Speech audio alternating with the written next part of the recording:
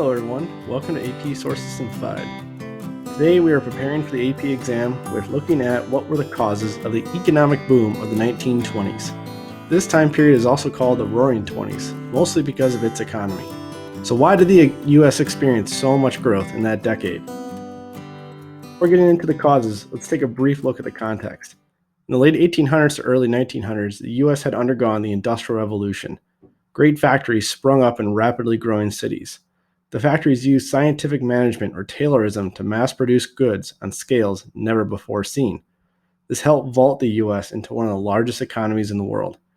In 1914, World War I broke out in Europe, and the U.S. joined the Great War in 1917. In 1918, the Spanish flu, a global pandemic, broke out and spread like wildfire across the world. The end of the war and the Spanish flu helped to sink the U.S. into a deep but luckily short recession from 1919 to 1921. After the short recession, the U.S. economy would boom. Let's take a look at those causes now.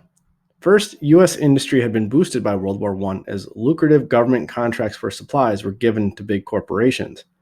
Secondly, the 1920s saw a return to pro-business government.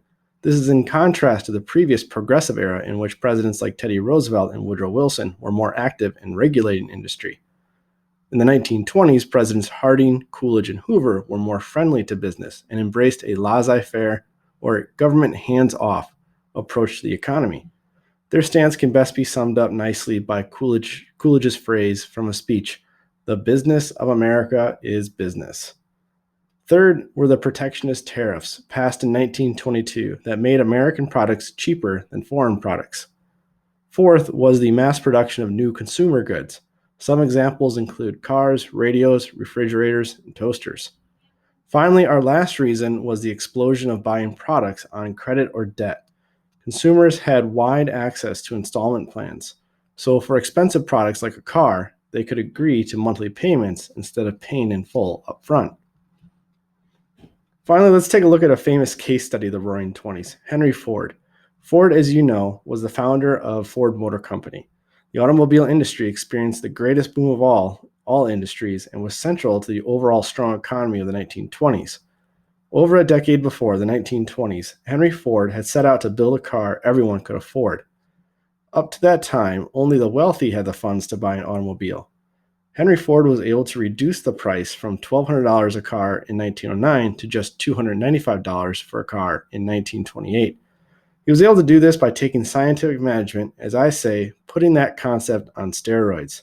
He built massive production facilities and utilized economies of scale and figured out how his employees could be hyper efficient in the production of an automobile.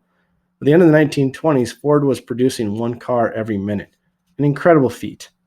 Ford also paid his employees well, as he wanted them to be able to afford the products that they were making, and felt higher pay would lead to more productive workers and great demand for products as workers had more money to spend.